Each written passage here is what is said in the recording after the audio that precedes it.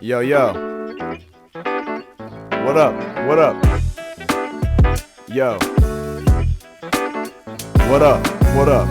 Hey. Hey, welcome. Welcome to Benny's crib. What up? Yeah, just leave your shoes over there. It's cool. Yeah, thanks. Does that sound cool? Yo, what up? Welcome to Benny's crib. And we are here. It is another beautiful night in Portland, Maine. I'm Benny P, host of Benny's Crib. Happy to be here with an artist who's making some little waves out here. Portland singer, R&B, hip-hop artist. They on the vocals, but also on that production tip as well. Yes, sir. A youngin' out here making a name for himself. They go by Lutondo. Lutondo, how are you? I'm good, man. I've been chilling. Today's been a good day. You know, been chilling a lot. Got some production done today, so There you go. feeling good. Feeling good. It's a good day. Any day you wake up's already a pretty decent one, and especially if you make something out of it, right? Yes, So, sir. Yes, hell sir. yeah. Always, bro. And the new track, Final Fantasy, is also out now, so go run that up as well. Run it up, bro. All platforms: Apple Music, Spotify. If your grandma's got Pandora, run that shit up. Get on that there, MySpace music, too. Yes, sir, bro. 6-year trial. Facebook Live. Fucking Twitch. I'm anything, seeing bro. concerts in Meta. Yes, sir. I'm bro. out here in Fit, Meta. bro. That shit. Hey, you seen the shit for that, man? That shit looks crazy. Yeah, motherfucker. Zuckerberg, an interesting person. Bro, he's doing some crazy shit, man. Yeah, It's dystopian. You could actually low-key. probably put a little bit of your volume. A little up, bit of too. that game. Oh yeah, there's hella dystopian vibes. I don't even Yeah. want to get into like the It's like post Black Mirror shit, post man. post 2020 and beyond, like dystopia vibes. Yeah. This should be prevalent. You Yeah, can pick them off it's a tree. crazy. They're right at the plentiful. It's wild. No one's the Plentiful same as plucking. they were before, man. Yeah, Everyone's evolving, for better or for worse, man. true that. Well, on that note, let's talk about, I guess, the beginning before we talk about the present in a sense. Yeah. I want to go back to the early days. Yeah. Pretty much the start of it all. What was your first memory of hip hop? First memory of hip hop. Man, there's a song by T.I. It's called Dead and Gone. I used to go to church a lot, and that's like, it's kind of like a Christian influence song. I think it's got Justin Timberlake on it It's too. on Paper Trail, right? Yeah, that's the one. It's a good ass song, but that's like my first time really listening to hip hop, because I was into Christian rock as a kid. That's all I listened to was like that. So definitely Dead and Gone. It's a Shout good them track. out. I don't know any, but maybe Switchfoot. But shout out them Christian rock bands you used to listen to. Bro, Skillet, bro. That was a hard ass. I know Skillet, yeah. Skillet was I've heard of crazy, them. bro. I went to a festival, saw them. I went to like Soul Fest every year, because I was like, I'm not as religious now these days, but I went to Soul Fest. I saw like a dude named Chris Tomlin, bro. Shout out Francesca Battistelli. If you Christian, you know Hillsong. Those are like the Christian kind of like, the more like prevalent people in like the Christian music scene. Got Low you. key, they be getting crazy though. Yeah, I've you been tapping seeing- me in. I've I been ain't seeing some game. Christian shit that like is like, it's like more underground sounding, like real rap shit, like but it's like Christian. Isn't It's like clean. Lecrae? Is he a Christian rapper? Lecrae, I think, yeah. I yeah, know- I know Lecrae, of him. Kirk Franklin. Kirk Franklin, he was on a couple people's albums for a minute. I Yeah, think he was yeah. on like Chance the Rapper's, maybe Yeah, Kanye's. I think so.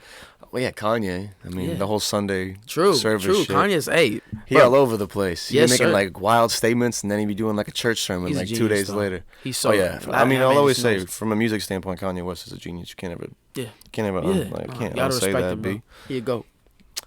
Church music was the first memory. Where did you grow up? Where are you from, my friend? Always been in Maine. I Yeah. lived in Portland my whole life. I don't think I've ever lived in a spot that wasn't in Portland. I went to a couple churches in my childhood. I went to this church though, they called the Vineyard.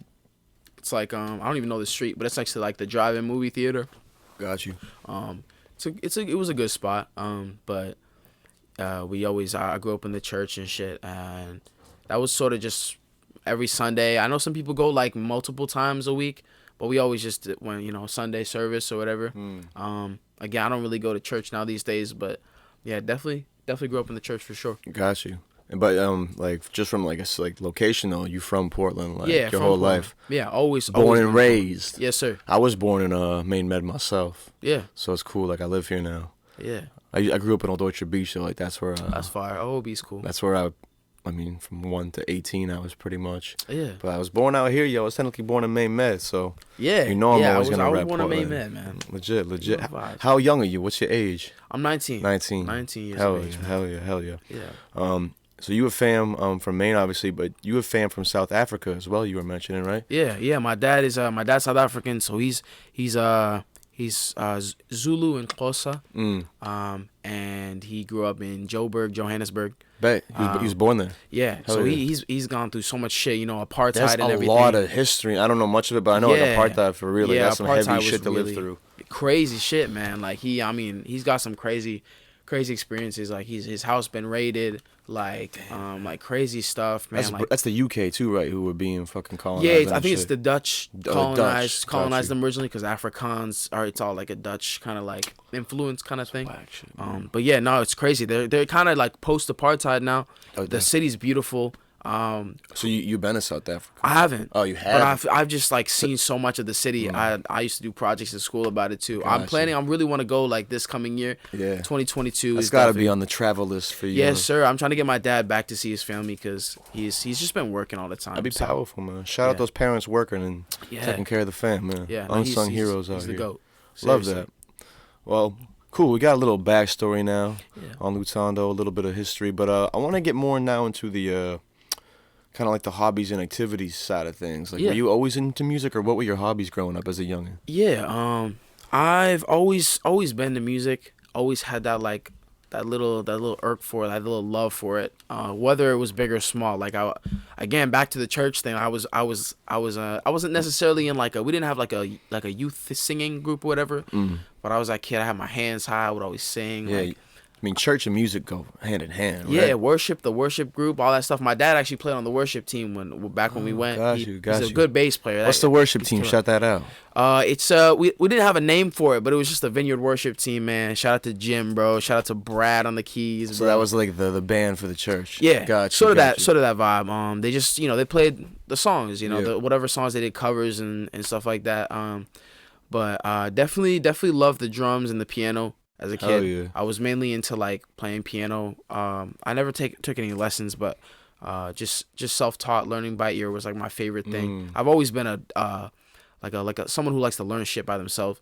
Gotcha. I've never been a conventional student or nothing. So, but music's definitely like it's my number one Gotcha. thing. Did you It's have any always like been. second or third hobbies, or was it like pretty much you were all Yeah. into music growing up? I mean, I think I was into like I got into chess a little bit. I was a little Young chess. Bobby Fischer. Yeah, bro, a little prodigy when I was a kid, a little youngin. But I was like, I would do that in like elementary school. I was like, Got you. That's not good for chess the team, mind, but- though. I feel like for a Yeah. young cognitive mind, man. yeah, like training that shit was good. I did play basketball a little bit, but I've never been sporty. But gaming for sure became one of my biggest hobbies too. I was mad into gaming. Video gaming. What platforms? What systems?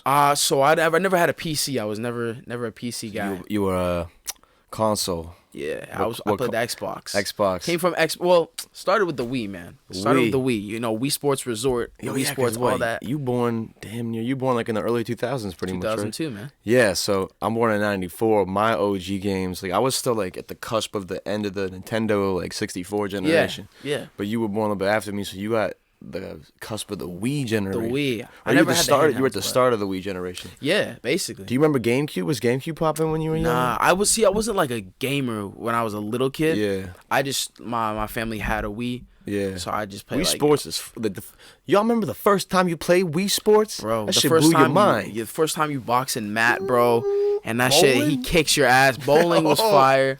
Tennis, I played tennis with my dad a lot. That shit was That's probably low key the most. I think I remember I played them all at a. Oh, it's always weird shit when you're young, and it's like it was my parents' friend's house. Yeah.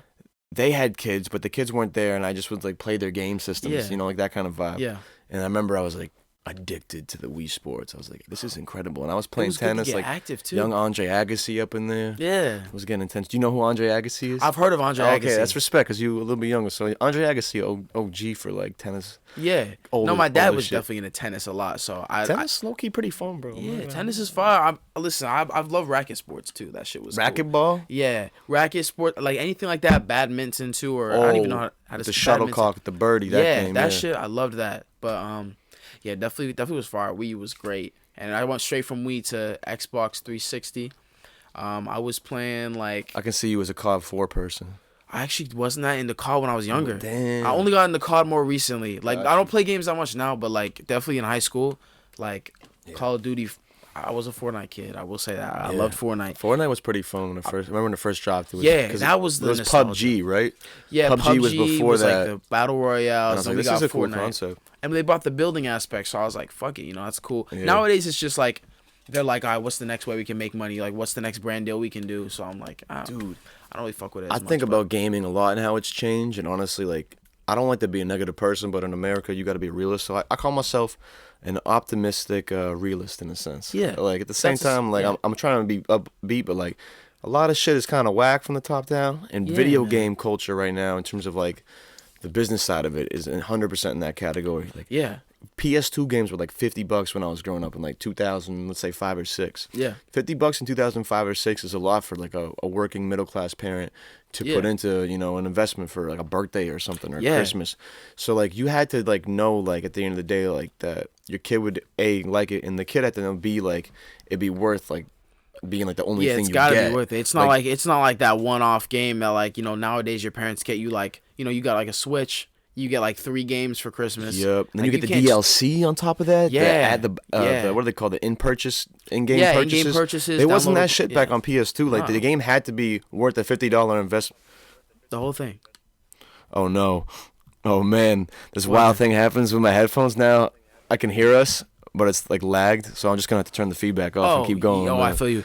You know how weird that is? No, my when I'm recording. It's one of the weirdest things to have. Yeah, Logic does that too, man. It like it puts the monitoring on, but like it gives you a delay. Sometimes I change it low key. I don't know if GarageBand has it, but in your settings you can go to your what's it called? Your like IO buffer like rate or some shit like that, and I'll just change that. Sometimes it helps. That way it doesn't take as long as shit. Yeah. Because now it's like, I don't want to, stop this interview. This is incredible content, but the listener couldn't hear it. But in my ear, everything I and Lou was saying was like getting staggered like 5 seconds after I said it. So it's almost like you're living in echo land. That should be kind of crazy. You take a bong and you start hearing voices. Yeah, bro. It's tremendous. But we're not talking about audio difficulties. We're talking about youth and kind of video games and shit. And honestly, shout out video games. I got into them as a youngin', and although I don't like the culture of the business side of things now, they're still a really fun, I think, art form and entertaining thing for youngins to get into. Shout out that. Because now I want to talk about music specifically again. Yeah. I was going to ask the question, was music around in your upbringing? But we already kind of touched upon that in the church and stuff. Were there any musicians in your family, though? It sounds like maybe your father was. Yeah, my dad for sure. He's always played bass. He's been pretty good at the keys too. More recently, because he also got me into production. But as far as just like instruments and stuff, like he always played the bass. He's always been encouraging too. Like when I want to play piano, he's like, all right, let's get you a little keyboard. If you want to play drums, like let's bring you to like the church or wherever we can find drums and you can play. Like he always brought me to Guitar Center too. There you go. And we just go there and I just like play whatever, play a guitar. Yeah, exactly. You get free experience time and you just like. It's just a spot you can pull up on. So hell yeah. I want to talk about vocals now in a sense because when did the singing aspect come into play? You did some singing in high school, correct? Yeah, Were you singing before that or? Yeah, no, I was. I always loved to sing. I would just be like, again, started with that church. That was like the earliest big music thing. But other than church, I would just sing like anything on the radio. I was big into Sam Smith. Bruno Mars, big influence. Love Bruno Mars, and just like listening to like pop, because then after like the Christian stuff kind of faded away, because my parents were like, you can only listen to the Christian music. I was gonna say, were your parents strict about what you could listen to? Kind of, because they were just like, they wanted us to be as good kids as we can. Like they didn't let me watch SpongeBob. My dad was kind of iffy about that shit too. Like, I had daycare. It was kind of could run free. Not to interrupt you, but I can resonate with this. Yeah. My dad wouldn't let me watch like certain Nickelodeon shows that everybody else watched. Yeah. And he was sometimes on the edge about SpongeBob. I remember when we first started, my sister and I put SpongeBob in like the tuck in the rotation for like consistent show it's on to be on the TV in the house. Yeah. My dad had some resistance. Yeah. It was like Benny's dad versus SpongeBob, the case for a good couple months. And like I'd watch it at daycare, and I tell him I watched it, and he'd tell the daycare people that we weren't supposed to watch it. Yeah, and they It get became an disappointed. Escalade, man. It became an Escalade. It escalated. It Bro. became a situation. Yeah. So I can resonate with that. Yeah. But yeah, so it sounds like you kind of had a censored household in a sense. Yeah, definitely a little bit like just certain things we couldn't do. But then my dad is just he's eased off. It was mainly for my dad because he sort of just eased off it and just like, you know what, like you're growing up, and it became more free range parenting. Like my parents definitely became super free range after my older sibling Zoli. They just they grew up a little bit more. So then they treated us like we all grew up a little bit more. Oh, nice. So, You had someone kind of setting the path. So yeah, someone I'm setting the the oldest, path. so I feel like that's sometimes someone has to kind of be the first to kind of break it ground in a yeah. sense, you know. Yeah, exactly. No, I feel that. So that was just like that as they got older, we were treated as older. Little brother, he's going through high school right now. He's a sophomore, and like we give him some room to just like stick up for himself and like give some resistance to like be able to argue on things that we're not just like, all right, go to school, do this, do that. Yeah. He's just he's growing up with a little bit more understanding. Has his own identity. Yeah, He gets own to identity. cultivate his own opinion in a sense. Yeah, that's what we're trying to. That's what my parents have tried to That's do. good parenting, like you give the chance for your youngin or your kid to have like their opinion heard, but still like sometimes you can be like, yeah, in this situation, yes, but in this situation, my adult wisdom might take over and say no. Yeah. So that's good parenting. And it's not belittling either. Like it's definitely very like not equals because it's your parents. Yeah, you ain't. And if to be straight, a parent and a kid ain't equal. No, they're not. Like, They're not. That a parent's gotta have that hold over that kid. But coming at it from a point of like your opinion equally matters as much as mine. Exactly that. Like I'm gonna equally consider what you're trying to say as a family unit. Exactly. We may not be equals, but we can share equally our opinion. Yeah, everyone has that same care. Yeah. That's cool. Good shit. What a wholesome moment. Yeah, right? This. We were talking about music or something. We were talking about like... No, this is Benny. I say in the description for this podcast, I say conversations usually begin with hip hop, but may flow into overall art, philosophy, life, or even love, I think I say. So we kind of divulge. Like you can't have one without the other, Yeah, after me, there will be you, in a sense. Yeah, I like that. When did the idea of making music start to form? Because it sounds like you have music consumption as a fan. You mentioned Bruno Mars, other artists. You mentioned the church. You mentioned your father's musical influence. Yeah. Did it start with BDG, or was it with something before that? With making music? Well, I guess the first time I ever like wrote anything, we had this thing at Casco Bay. It's like called intensives, and you basically just like take a week to learn something, and there's like all these different things. And I was in this songwriting intensive, and I wrote a song. It was like, I don't know, some like cliche. What year was it? You remember? Like sophomore year, I think. Pretty young, like 15, 16. Yeah. It was like mad chill. But I just, wrote a song with my friend, and then after that point I was like, oh, that's cool. Kind of shelved it. Mainly just sang. And then got into Paths was like the performance thing at Casco, which is where I did all the, like the performance in high school. But I think with creating and writing and producing, BDG was like that spark. We just like me and Uther. I started with me and Uther Moon, the homie, bro. If y'all don't know Uther Moon, he's because this is kind of a good segue because I wanted to talk about BDG, which is Big Daddy Gang, right? Yeah, bro. That's a group that you're a part of. That started towards the end of high school, I think. Yeah, it was junior year. Kind of like junior year, definitely like sort of like Christmas-ish time. The first thing we did was like me and Uther just got into production a little bit. We made a joke song with like our friend, and we were like, fuck it, let's put it on a SoundCloud or something next time we make a song. And we took Fireflies or some shit. We took the acapella for Fireflies by Owl City. Yeah, by Owl City, and then we put like a trap beat on it, and we were like, well, this is kind of hard. So then we made like a whole another song. I don't know, it's called like Sandy Cheeks or some shit like that. It was like some stupid other joke song. SpongeBob. Yeah, like kind of that vibe. And then what's it called? Ochola, third band member. Not yet at the time. We were just like, let's get someone else who can like rap. And homie had a deep voice. So we were like, all right, bet, just come over to my house and we'll just record. Cause Yeah, I've been hanging out with him for a while. I just, you know, we hung out all the time in the summer. So yeah, he came over. We recorded the song called CVS, and another song, and we were like, you know what, this is hella fun. We put out that a little project. It was called Sonder, and it had like like one of the songs was like a serious song. It's called For You.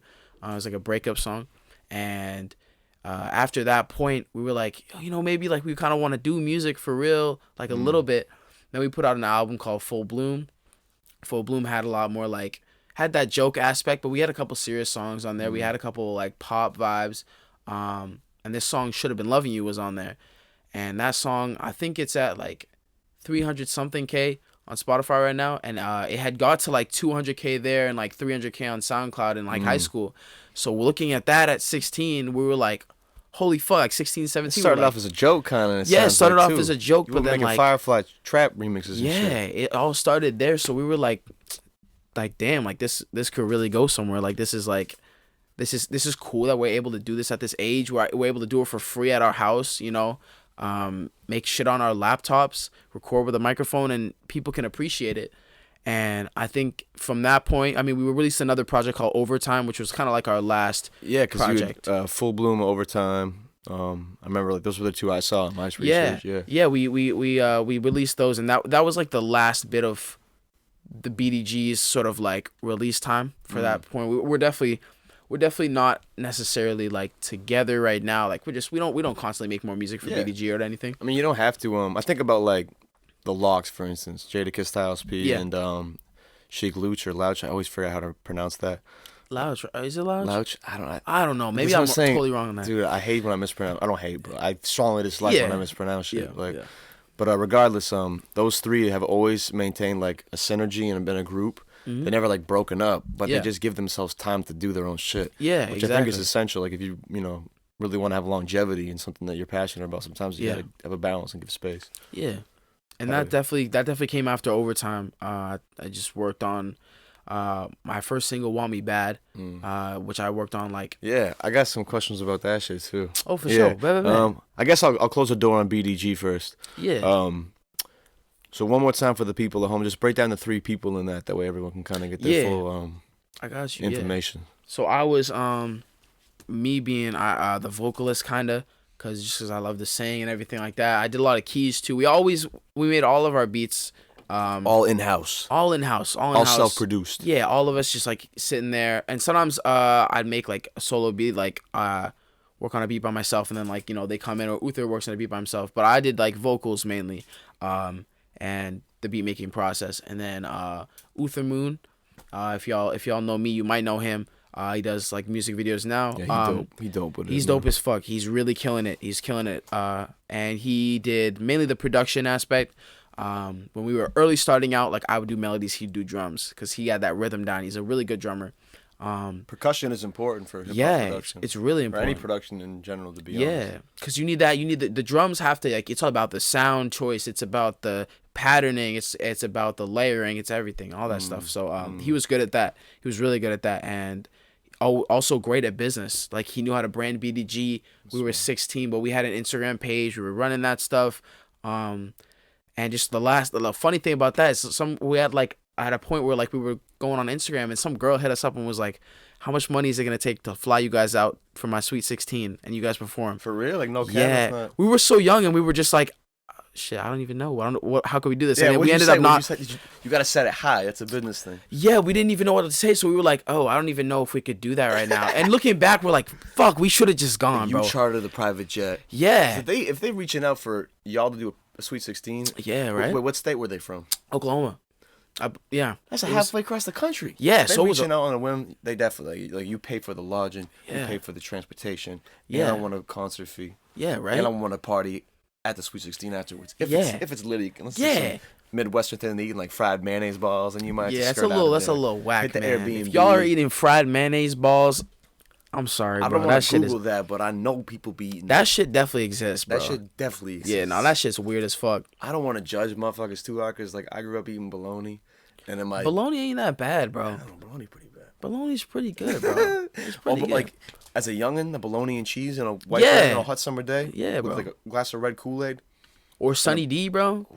Sunny D. I don't know. I preferred like the summer. They always had a summer camp combo. I feel like of like a small bag of plain Lay's chips, like the real salty, like almost, like burning lips if you really kept salty eating it as too fuck. much. Yeah. And then the bologna and cheese with a little bit of mayo on the white bread. Yeah. And like a little bit of, like red Kool-Aid jug almost. Yeah. Oh.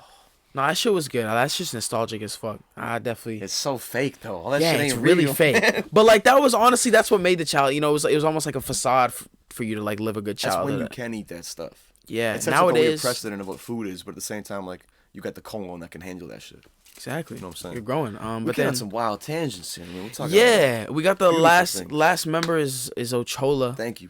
That's the dude. He's Deep voice. Deep voice, bro. He's a legend, bro. He's always been like a timid type, but you know when you're with Ochola, the energy is just perfect. Like we could not have made any of that shit without Ochola. Like not even just lyrics. Like he's fire at lyrics. His melodies were great. He has a good taste in music too. Great listener. He just knew all the good shit. So he would just know how to create a melody too that people would appreciate. Catchy. Like he just worked hard at that shit. And he was less involved in production, but creative mind. So everyone had their part. You have business, production, vocals. Yeah. You're all creative and you have your hands in the pot. Yeah. That's cool. And it created a versatility that like we could make like joke rap song, then we can make a pop song, we can make an indie song, you know that, and that shit was so fun because we could just do whatever. There was no pressure. We'd go to school the next day and be like, "Yo, we have this song, check it out, guys." We'd tease our and you have the perfect I don't know, like audience every day. It's not like you're struggling. Like even if you're let's say you're making music in your room and you don't, you know, like you're in a new city for instance. Yeah. You don't know many people. Like it's gonna be hard for you to get a place to, like for ears to that. Yeah. At a small school in Maine, everybody knowing hears everybody. So everybody word be to hearing mouth, it. man. That shit is powerful. Especially when nothing happens, like that's gonna be the exciting thing. That Like, is exciting like as BDG fuck. got the new song today. Let's Yeah. go peep it. Yeah. Allegedly, let's go get high somewhere. Mad people would do that. Like we get like mad people from other schools being like, "Oh my god, like Oklahoma. Yeah, Oklahoma people. We went. You know what? You know what Omegle is? It's like a video chat roulette type thing. Omegle. We went on there one I ain't been on time. that in years, man. Some bad memories about that thing. Oh, there's some crazy. There's some wild shit happens I'd up on seen there. the fucking craziest shit on there, I man. ain't trying to even think about what I've seen on there. But Yeah, in this situation, yeah, but we was on Omegle because we used to do that a lot in high school. It was just fun as fuck. I did that in high school too, man. Yeah, no, it was fun. And sometimes I still go on like a video chat website and I'll just like advertise my music, and that shit's been helping. Like I met like streamers on there that just like run my shit on their stream. Hell yeah, hell yeah. But we met this girl on there, and I was like, we were like talking to her or some shit, and we were like, you know, fuck it, like, you know, let's just like tell her about our music because she's cool. So I was like, yeah, we have this band, it's BDG, and she's like, BDG as in Big Daddy Gang, and we were like, what the fuck? This girl, I think she lived in like literally like West Coast, like other side of the fucking United States. And she was like, yeah, I listen to Big Daddy Gang. I'm like, there's no way. She had her song It's saved. probably that song. So you said you had like a song, what, 300K? Yeah, Did that Should get like Have Been Loving playlist You. placement or something? Or how did you get that? Spotify we literally did jack shit. We did like basically nothing for it. Like nowadays, like I'll hit up like playlisters. Yeah, that makes more. And that, you know, there's like smaller playlisters try and get that shit playtime. Or bigger publications, see if they charge like a good fee, but like not nothing that like buys your streams. Yeah, that shit's weird. That shit's shady. Like you gotta look at like playlists where people get good. I don't like engagement. motherfuckers who do that shit. Like, don't be buying. Nah. Don't be buying views. Don't be buying streams. It gives you a false sense too. You get a false sense of yourself. And you kind of like, it's in the same kind of realm as lying. Yeah, it Because was if a you lie. get called on it and you deny it, you lying to people. Yeah, it's a for sure And then lie. that's a weird energy to get into as an artist, because you start lying to yourself, you start Yeah. lying to people, like, then you can lose grasp of authenticity, which It's I a think is false maybe one of the victory. most important things as an Yeah. artist, is to be authentic to yourself. and to keep yourself in check as far as like what people actually like. Because if you put out a shit song, or you know, like a shit song, you know what I mean, like something Or, that's like, not unpopular song. yeah, not to your potential. Like feel you. obviously something that you're like, you know, working towards something. You buy like 1 million streams in your head. You're like, 1 million people like my shit, and it's like, nah. No, 1 million. Like, you see all the comments and it's like, Yeah, the it's- same shit. It's like same shit, or it's like different languages, or it's like, you know, shit like that. It's like, bro, it's like you're not gonna like really find a sense of your audience, or get better based off of feedback, or get better based off of doing better. if you're just gonna buy. You won't that have shit. like an actual like it's the opinion of 5 authentic fans is probably more valued than a million Exactly. fake ones, That's you that, know? and that's what we kept it as, because we, just keeping it like, even when it's small, like that's important that people, if you have 5 people that are there since day one, that's better than like people just coming and going, like that you You don't buy, need especially too. like I was talking to Jay Armani about this, and I feel like I've talked about this before on the podcast. You don't need to be like someone with millions of fans. No. You have several thousand loyal fans who buy every album, buy every ticket when you're in town, buy every merch drop, buy every vinyl deluxe edition, buy the live stream. Like if everyone's throwing in anywhere from $5 to $50 a pop every time in the thousands, and you do shit kind of every couple months, you can make a living off that. Yeah. But if that's like you being yourself and like having that engagement, you're trying to be fake and trying to get like a million streams. Yeah. Not that like I don't want to ever diminish like people's dreams and accomplishments, but like sometimes like being like the person who's getting like the top streaming song or the top playlist placement, they might like burn out quicker. But someone who builds organic growth naturally with a cultivated fan base like over years, I think that's the way to really live off this shit. Yeah, 100%. You can't like as quick as you go up, you can go down. But if you go up slowly, it might take a while for someone to push you out that position. Yeah, you gotta. It's that. A lot of it is the journey, bro. Like I find so true. much value in that. Sometimes I'll like That's true, man. like get a little burst of like success, and then I'm like, shit, man, do I even like this more than the journey of like grinding to get there? And like Get you lazy sometimes, bro. Yeah, You know what I'm saying? For me, it does. Yeah, no, it does Get feel fat like and happy that. quick. I gotta stay in the zone. I gotta stay moving. Yeah, exactly. That's what I try to do too. Like I was in a TikTok because I was like trying to just get into it a little bit. I had one video, first one that like kind of blew up a little bit. It got like 500K for like a beat I made. Bro. I don't know really much about TikTok, but yeah, that ain't small numbers. It was a good little blow up. And then like I was making, and I had been making the best beats that I had been making and shit like that. And then all of a sudden I was just like, oh shit, like got this like imposter syndrome type shit. And I was just like, should I even be like is this shit I'm making even good? Like, do I even And I got another TikTok that had like 1.4 million. That was like another beat that I made. After that, biggest burnout for beats, like biggest beat block. Like I had struggled with like seeing people appreciate shit that I do put out, and then like part of me is like, bruh, like I feel more comfortable being in a position where I'm like just grinding and just like going like not nowhere, but like it's a steadier thing because we find comfortability in knowing where we're at. Yeah. So I get like I've always had a fear of the unknown. Whether that's success, same. Or I feel fear a lot, but like not like I'm usually like scared or like always frightened. Yeah, but it's like there's a hesitancy or like an uncomfortability.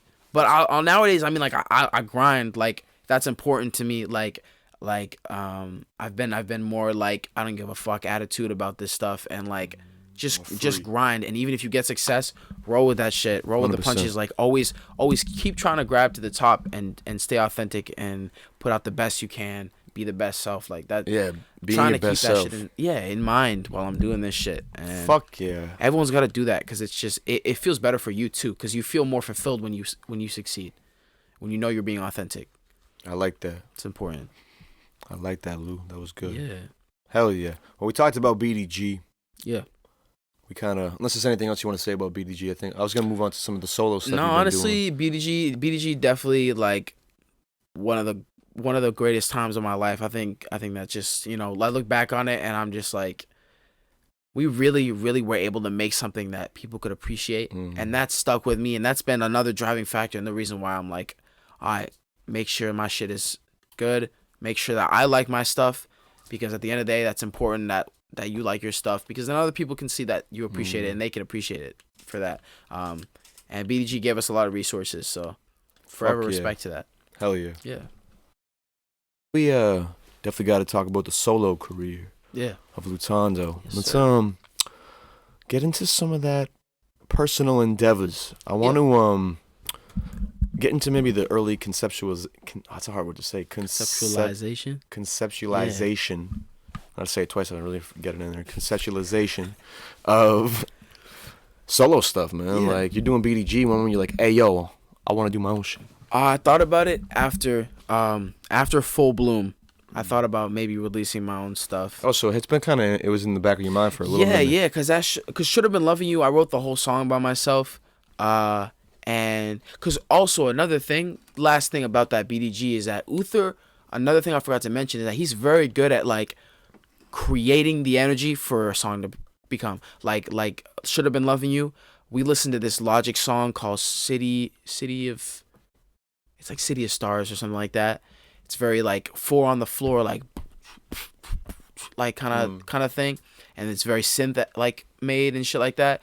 He was like, boom, let's make a song like that. So that, and then that came out of nowhere. Euro shit. Yeah, it's very like, you know, just like, kind of like that. And then I would listen to like the songs where like I'd sing solo, and I'm like, you know, man, like I want to be able to make my own shit, just to say that I have, and like, you know, see if it maybe goes somewhere. Cause in the back of my mind, I was like, you know, I don't want to do BDG as like, I wouldn't want to get signed as Big Daddy and Gang. You were producing as well, yeah, so you kind of had that like, too. That was like my main thing. So I was like, fuck it, let's try and write a song. And it only really came into fruition after BDG had kind of wrapped up a little bit, and we were going into that hibernation, maybe. Yeah, that hibernation, that hiatus, bro. Yeah, we're in the off season, you know, like it's just you know, putting on a break. It's perfectly fine. Yeah, and then I thought of the idea for Want Me Bad because I made this beat that was kind of more R&B, and I was like, I kind of do R&B.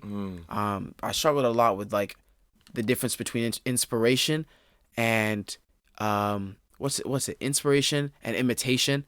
So like when you get into the toxic mindset of like, yo, I fuck with this person heavy, but if you listen to them too long, like you might want to, you try and be like them, or you compare yourself to them. Comparison, like that's one of the most dangerous things you can do. Natural things for an artist to do. Yeah, it's just things that aren't the most healthy for yourself. Yeah, I honestly, like me, I've come to fucking hate comparing. Like I don't like it. Dude, I low key feel that like I'm someone who tried to really like.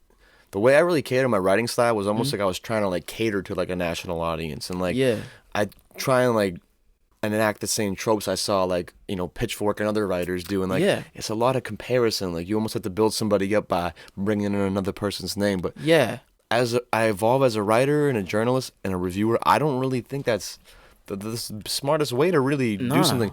You can have maybe a blurb at the end be like, if you like this artist, try listening to these artists. Like a little small thing, like but a similarity, like you know, like they have Spotify has that thing now where that's it's like a different like thing. related artists, sure. Shit like that. But don't like in the blurb and the words, try and like enhance an artist. You know, like like I don't even like. I used to really have this passion that like this year I don't even know if I'm gonna do it. Like I used to do top 10 lists like every year. It's such a subjective thing, and my opinions change over time so much.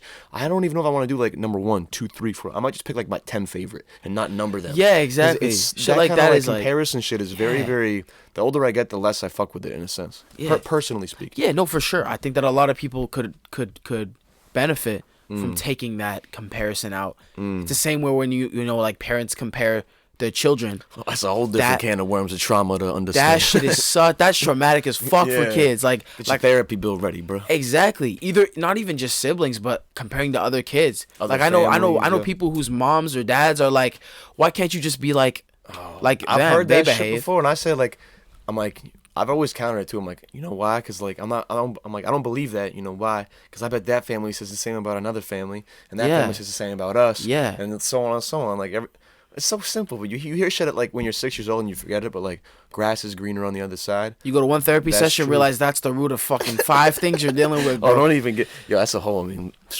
man. I mean, it's important though. You gotta understand the things that control our subconscious. Exactly, but so that inspiration thing that it kind of like played into like I tried to stay inspired without, you know, like not necessarily even like. I wasn't afraid of taking someone's style, but I was afraid of comparing myself too much that it would just ruin I'd lose myself rather than become them. Like I'd just lose myself, and then I'd like, you know. But Want Me Bad was the first time I wrote a song. I had other songs that I was working on. Got you. But that was the first song I wrote that I was like, you know what? I think this is pretty me. This is the direction where I want to be going. This is me. This is the first song I put out that I was like Lutando, fully, you know, that I produced myself.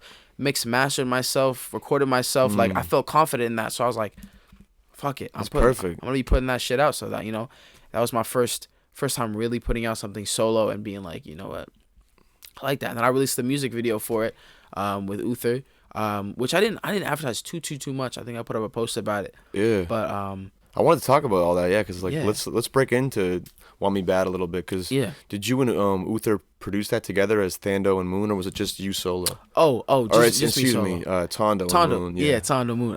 Tondo Moon's Pardon a really me. recent thing. Gotcha. But that was just my solo stuff. I do a lot of my production solo, and even Tondo Moon is like, it's sometimes a collaboration of like I'll make a solo beat, Uther makes a solo beat. That's more of so what it is now. Gotcha. Is that we both got make you. solo beats and we sell them together. So Want Me Bad is just Want Me all Bad's on Tondo. me. Want Me Bad's on me. Teasing Me's on me. And this new track I did a collaboration with my friend Trey Ellis from Texas. Gotcha. But yeah, those are all me. I try and do that. Self-production is a very important part of what I do because it makes me appreciate it more.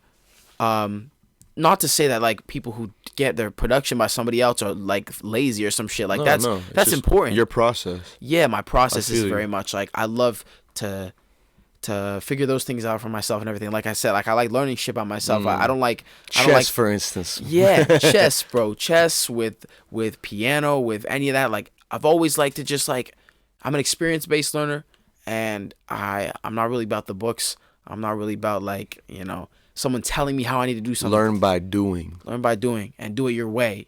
Do it the way you Put your own twist on it. exactly. Recipe says I want 2 tablespoons of garlic powder. I might do 1 tablespoon of garlic powder, 1 tablespoon of onion powder, just to see. I don't know. Switch it up. I'm just throwing out analogies. Well, regardless of all these tangents that we're getting on, Love them though. Love them though. that's why you gotta have a podcast, man. Yeah. You think it's like, hey, like what's your first album? Like, quick answer. What's your inspiration? Yeah. Like, no, like you gotta have a flow. You to actually it. gotta talk You about gotta it, have bro. authentic. I like that more. I like that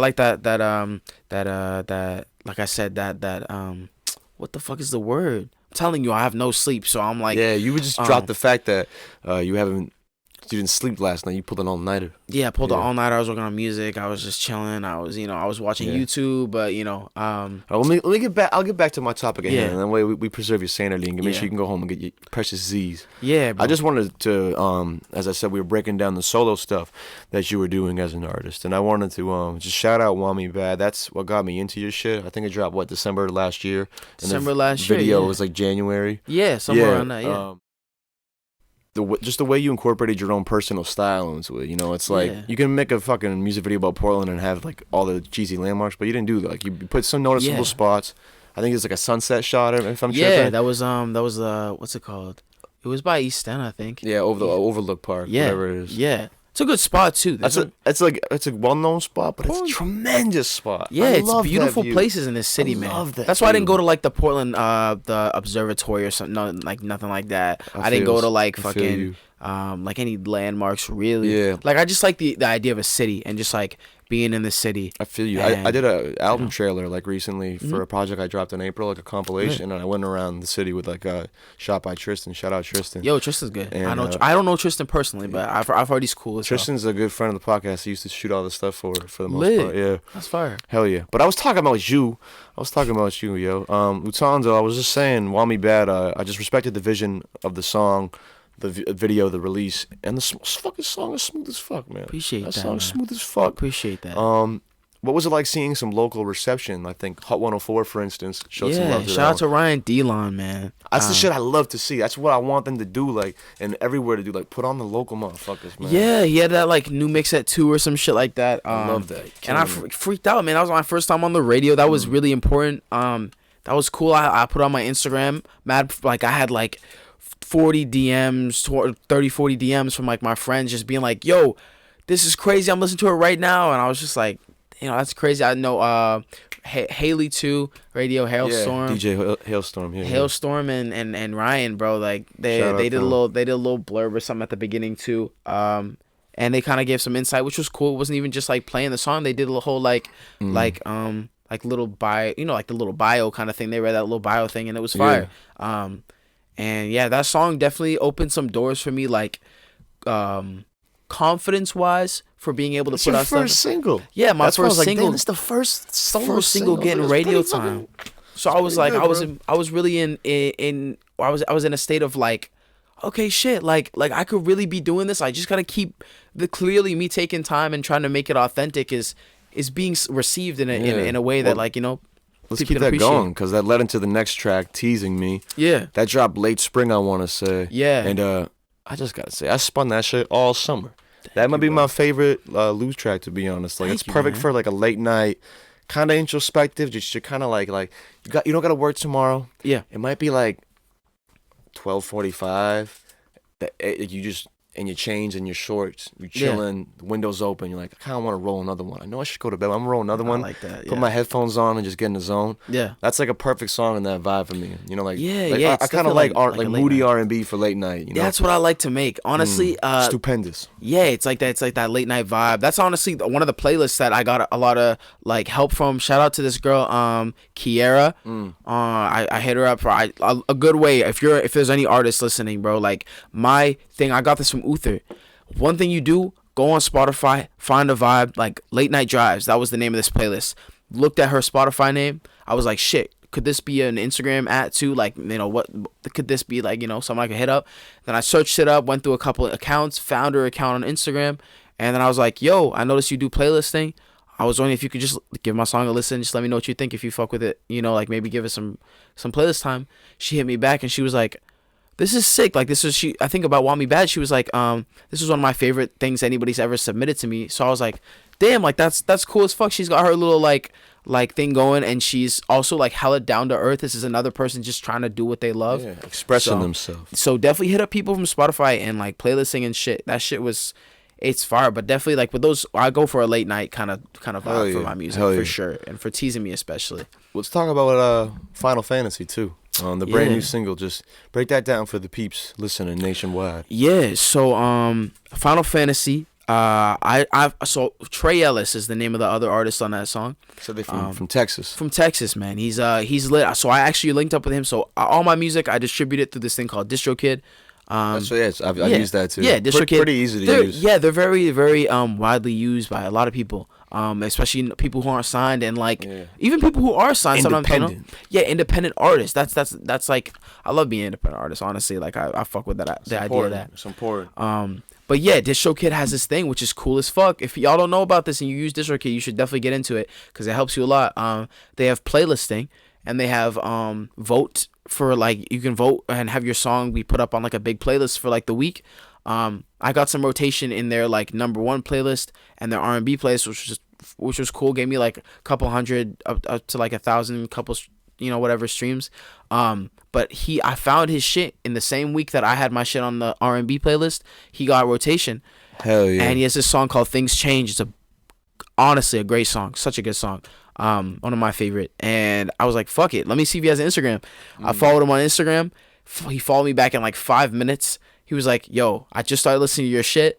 We're gonna make something great. Like we're gonna make some crazy shit. And that was a while back That's what's too. on your Yeah, this is a little unreleased. I have a merch line dropping. Yeah. So honestly, by the time you put this out, I might have announced already that after. That's the album cover, right? Yeah, I got. So this is that's the original Final Fantasy Yeah, logo. and that says his name, Trey Ellis, right? Trey Ellis, ex Lutando.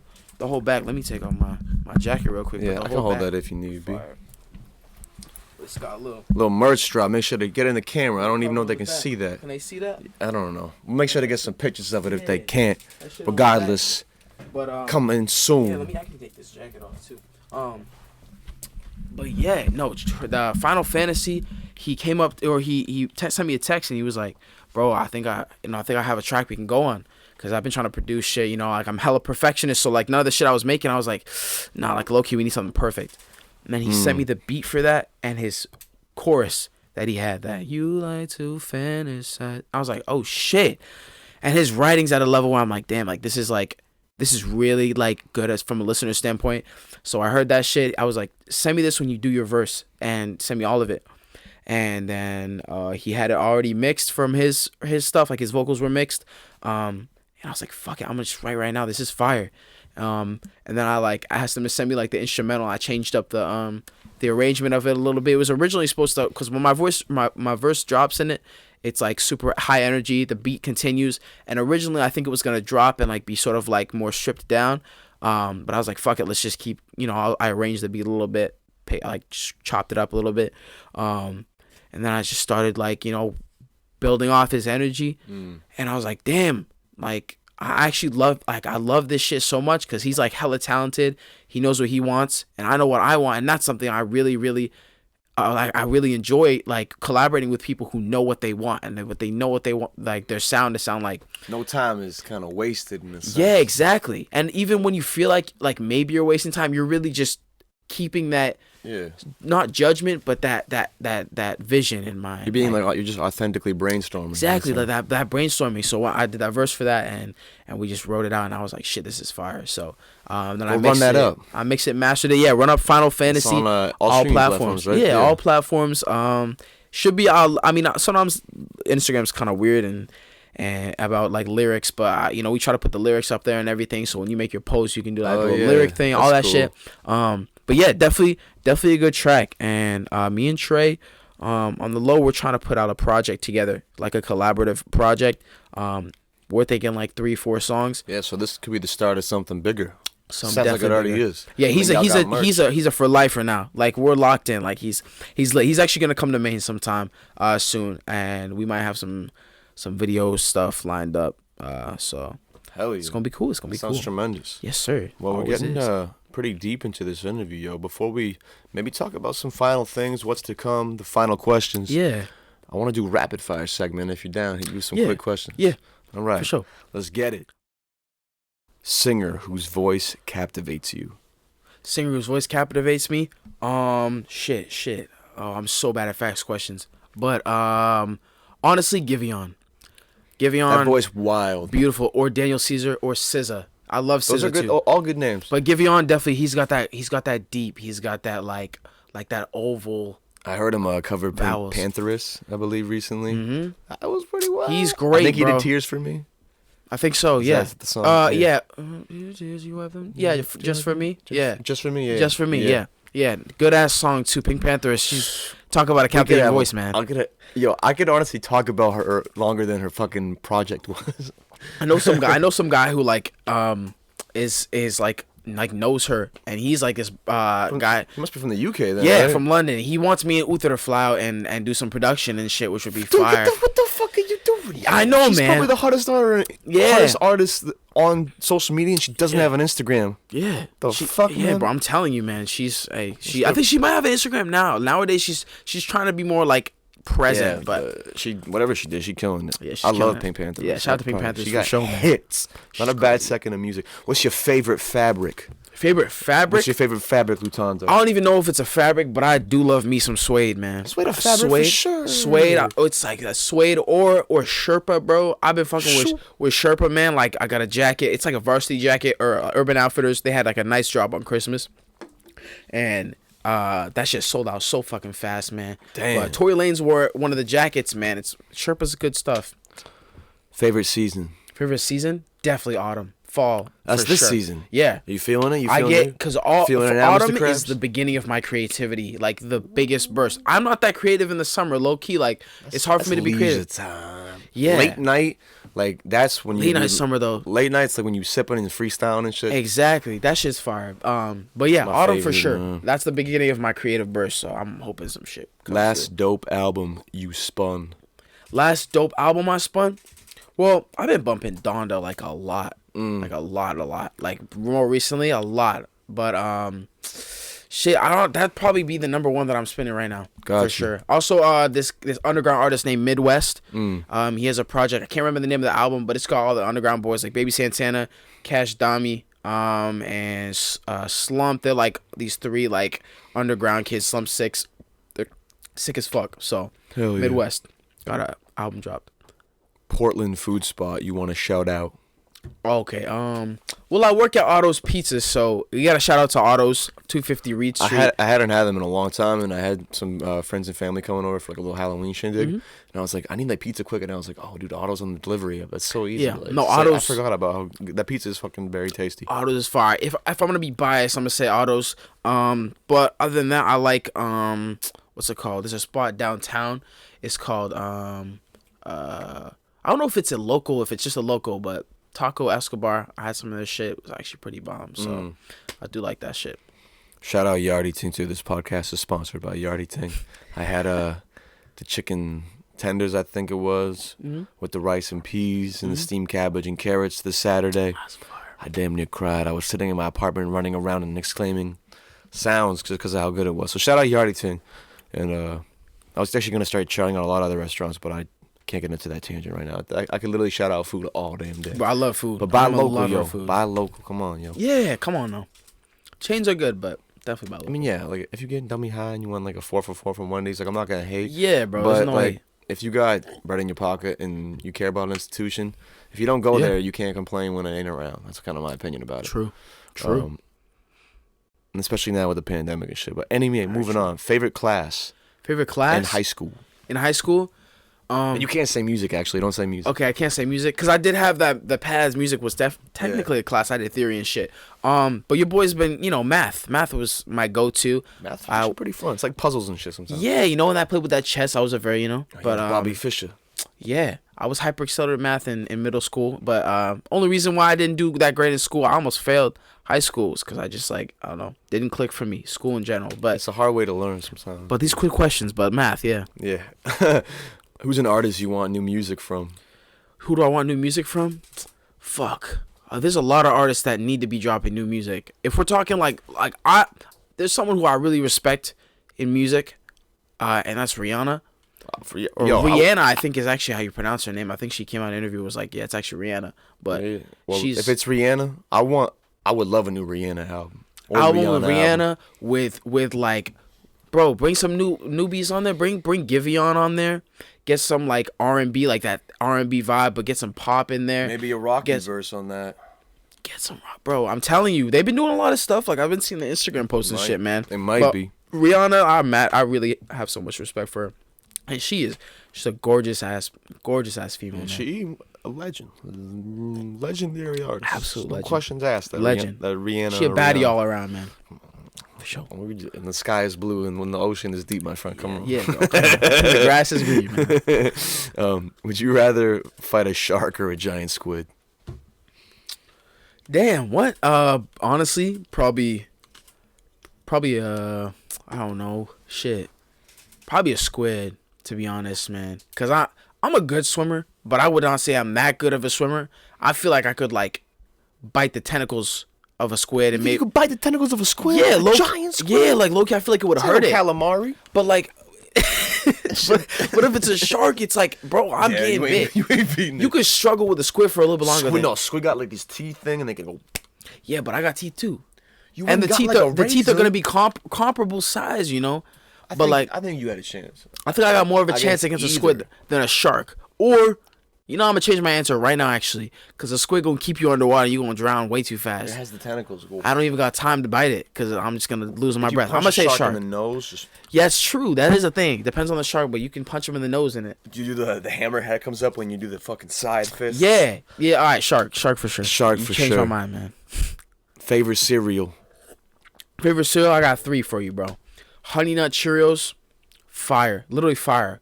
Classy with cornflakes. Cornflakes are bomb as fuck. I don't know. Some people be putting sugar in that, but I don't really. Yo, there's already like 10 grams of sugar in like every bowl of cereal. Yeah, like y'all gotta chillax on that, bro.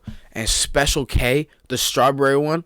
That shit's bomb strawberry. As fuck. The dried strawberries. See, you're in my echelon. I like oats and more, like almonds, but like the Hannaford version. That's probably my favorite cereal because that's like the crispy honey clusters. Yeah, kind of like Honey Bunch of Oats type. Exactly, but the cheaper version. Yeah, I like the Great Value brand shit, dude. The crispy hexagons, man. I love that shit. I used to eat that shit in preschool. I love Cocoa Puffs too, man. Cocoa Puffs. I feel like sugar cereals are different, almost like a different ballpark. Good, man. Cinnamon Toast Crunch. I gotta get off this subject. That's goated. Who's an artist you want to produce for? Artist I want to produce for? Shit. Well, I would say some underground boys. One of my number one favorites. Oh, when you were talking about the album question, I should have said Wolfface Joey too, because he just dropped an album.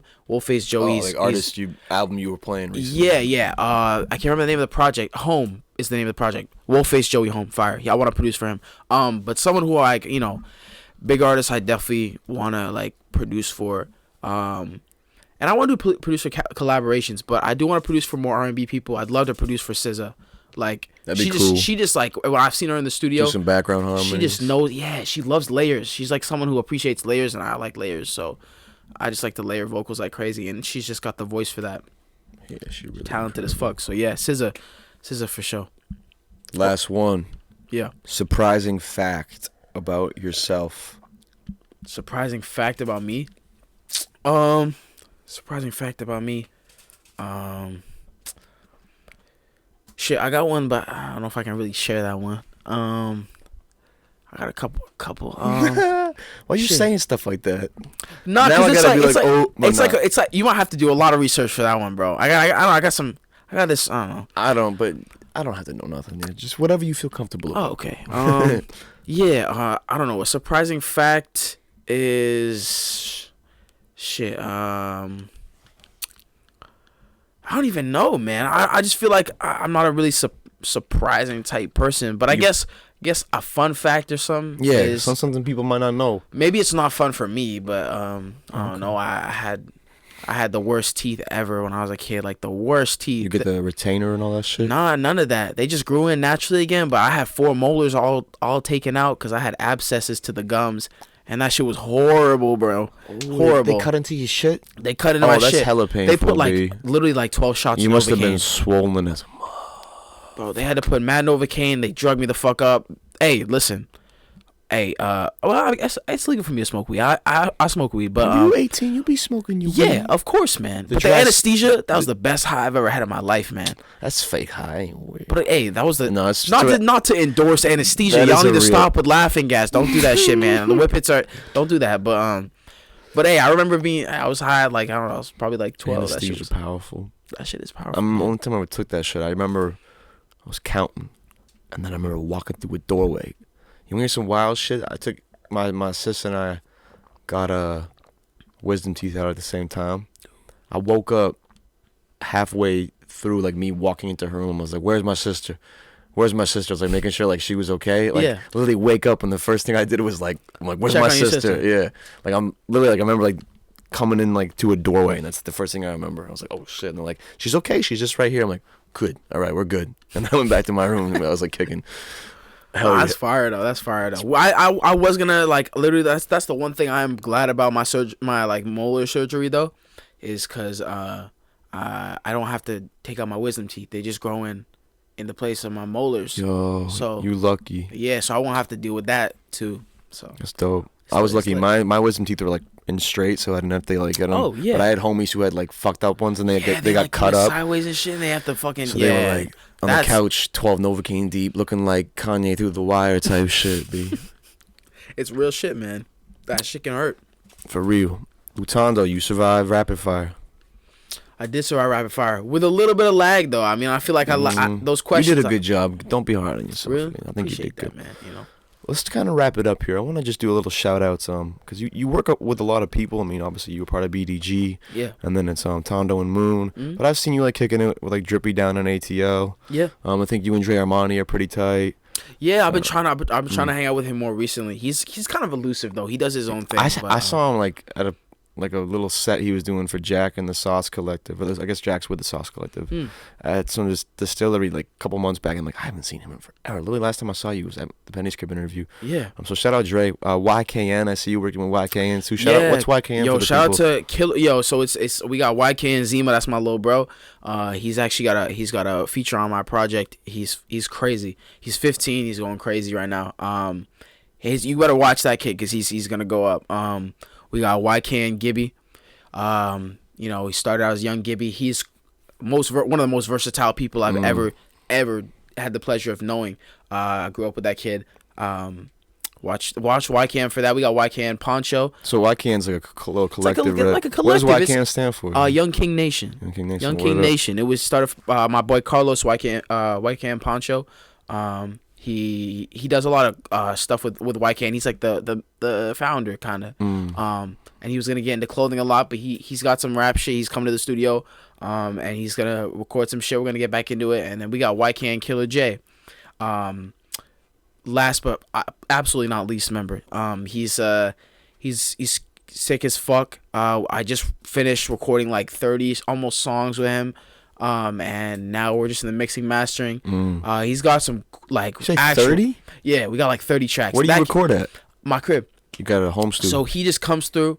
He'll write an entire song. He'll remember every flow off the top of his head, and we'll just go. He's like the king of one takes. That man he goes. Hell like yeah. he's So you out he's here? fine. You kind of out here on the 207 scene in a sense, like especially the youth circuit, which I think is. I try and stay tapped into that because I can front like I'm a little younger, but I'm 27, so I try. You don't seem 27. So I'm saying, like, I feel like I can talk. You wise like you 27, but you. That's the vibe. I want to be able to like I can talk shit with the youngins, but I can peep game with the old heads. Exactly. That's kind of like my vibe. But I'm just trying to be me one day at a time. I'm just listening to the universe. Regardless, though, thank you. And second, 100%. What are your just overall, as someone who's a part of it, pretty extensively? What are your thoughts on the overall 207 scene? Right 207 now. scene. I think that we have a lot of talent here. I think we got a lot of people who do what they do and have a lot of passion for music.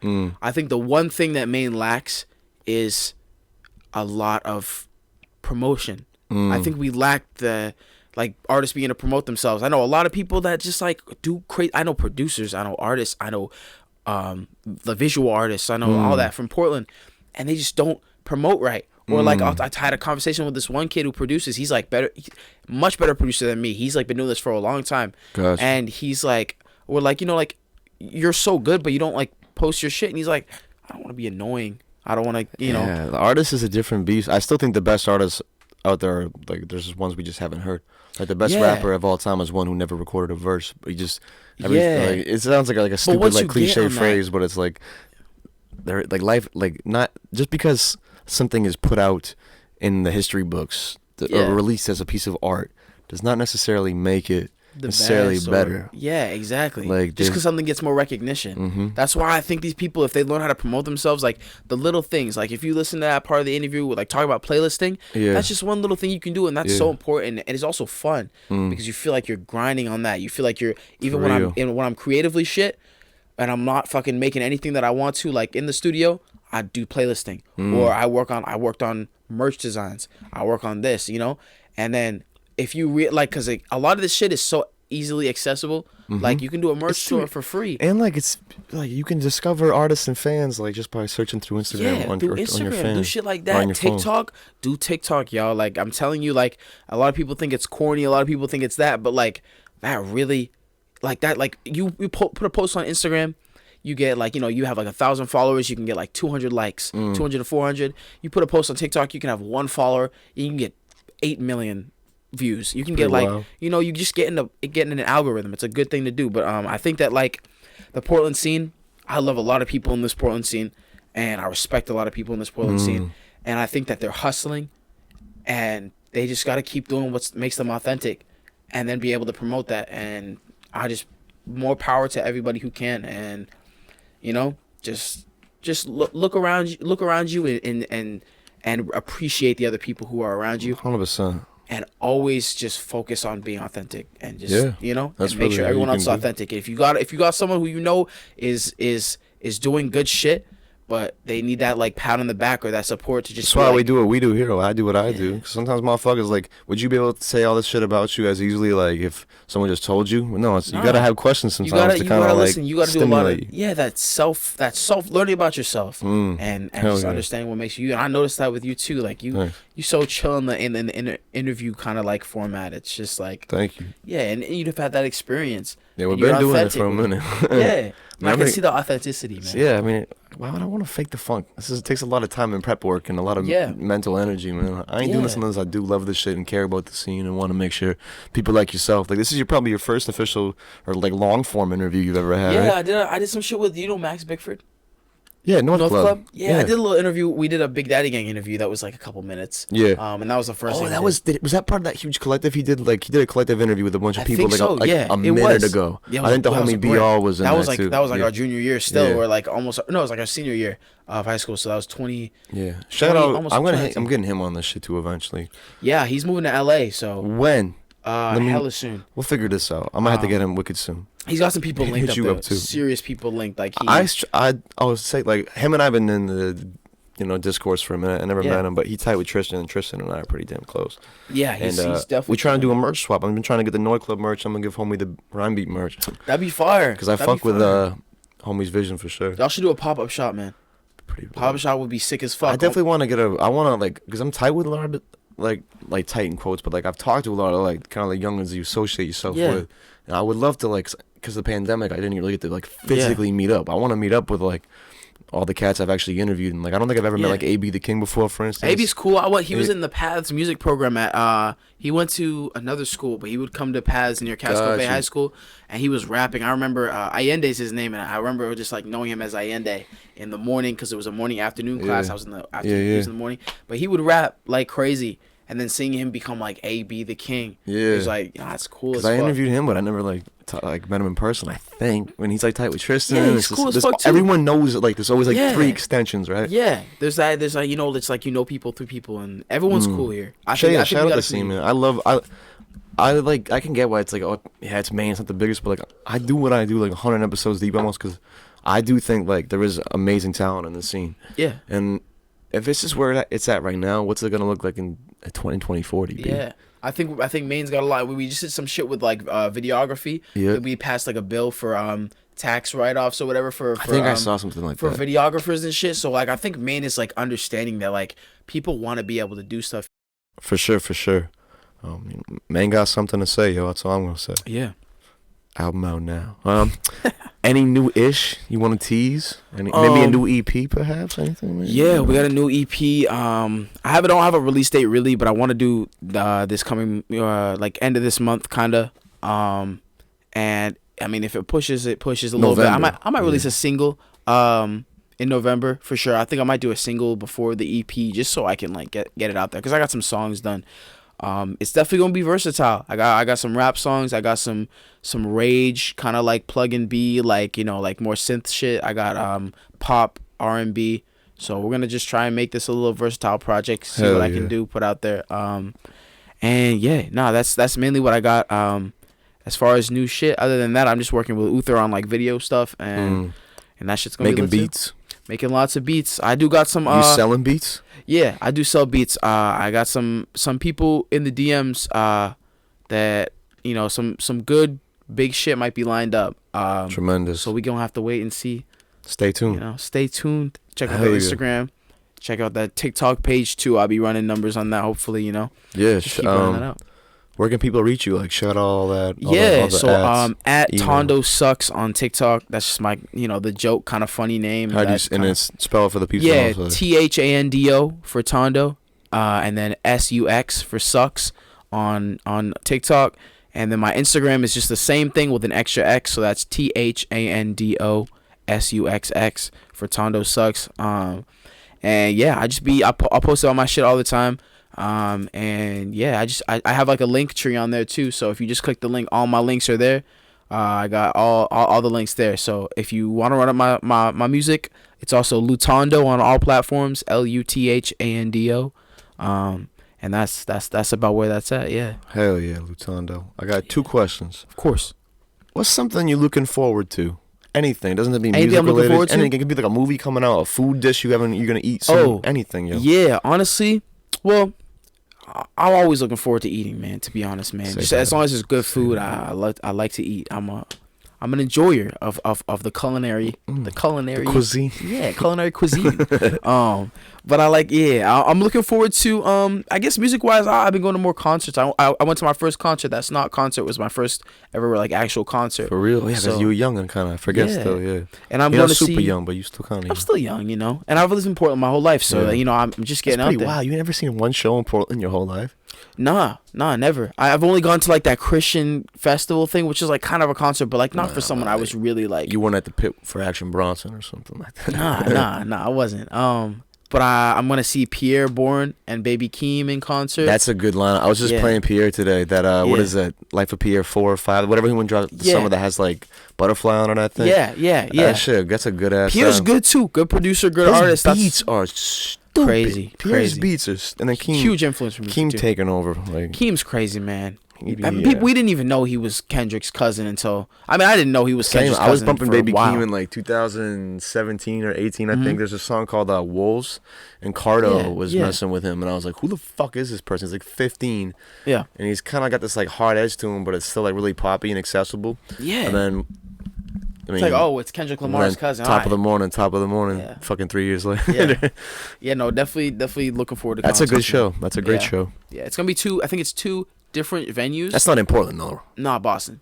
Two different venues back to back though. It's like the day after the other. So Let's get it. we're gonna just hang in Boston. Might as well get an Airbnb and just skirt. Yeah. We gonna Get some food. Hell yeah, yo. Yes, sir, man. Last question here. It's been a great having you here, yo. I've really enjoyed this interview, Lutando. Yeah, thank you for having me, man. Like, this has been fun as shit, man. Yeah. Like, just like y'all are some chill ass dudes, man. Again. Thank you, lad. Let them know. Benny's Crib is true. We ain't out here faking the fun. Yeah, Benny's Crib is lit, man. Y'all, Benny's Crib, run that shit up, yo. If you're an artist, you get hit up by Benny, bro. You know you made it. Slide through, man. I'm just kidding. We're being very funny here today. All right. Like that. Last question. Yeah. Where will Lutando be 1 year from now? 1 year from now? Where will Lutando be? Well, honestly, if we're talking physically, might be like New York. Me and Uther have been trying to get out of Maine for even a little while, just to see, get a taste of another. Spread your wings a little bit. Yeah, spread your wings, fly a little bit, get out the nest a little bit. And it'll be an experience for growing as people too, just to like get out of the comfort of like your parents' home or like shit like that. And we're gonna probably be in New York, but where will I be in a year? Mentally, hopefully better. Hopefully in a great place mentally. Hopefully perfectly emotionally. Creatively, I think I'll be in a great place creatively. I think that just speaking that confidence into existence. I think that like gonna manifest that positivity in that whether it's success or whether it's just keep grinding and just like enjoying creating and being authentic. That's what I want to do, man. Fuck yeah. So. Hell yeah. You already know what it is. It's Benny's Crib with Ryan B production. Support hip hop, spread love. It's about Maine hip hop. It's about Portland. It's about taking care of your community because the system is not gonna take care of you long term. To be straight, Jack. Facts. And it's about enjoying fine cuisine, especially when it's from Yardie Ting. Shout out Yardie Ting. Y'all hit the public market. You go to the top floor. You're going to smell the oxtail. You're going to smell the coconut curry. You're going to smell the mac and cheese from a mile away. Matter of fact, I'm probably going to hit that place ASAP, man. Yeah. I ain't even been, man. But yo, go to Yardie Ting, and hopefully the OG there, she there, say, Benny's Crib sent me. Benny's Crib sent me? I don't know, yeah. Bet. We'll see what happens. She do sponsor. There's a Ryan Beat sticker behind the counter, man. It's a beautiful place. I really love that I can get authentic, or actually I shouldn't pretend like I know what authentic Jamaican food is because I ain't. They got jerk chicken there? Oh, jerk chicken, jerk oxtail, jerk pork, jerk fish, aki and saltfish. I'm gonna slide through. Patties at the ass, bro. Come on, bro. This ain't no motherfucking bush league shit. Yeah, man. Shout out Yardie Ting. Shout out all y'all artists. Shout out Lou for coming. Shout out the Young and Twigs for killing it behind the scenes. For real. Twigs has been killing it, man. And shout out to you at home for listening. Much love. Yeah, love the people, man. We'll you guys see you are the next best. Time. Thank you. Appreciate you coming through. Of course. We'll see y'all next time. And fuck white supremacy. Peace out. Of course. Let's go.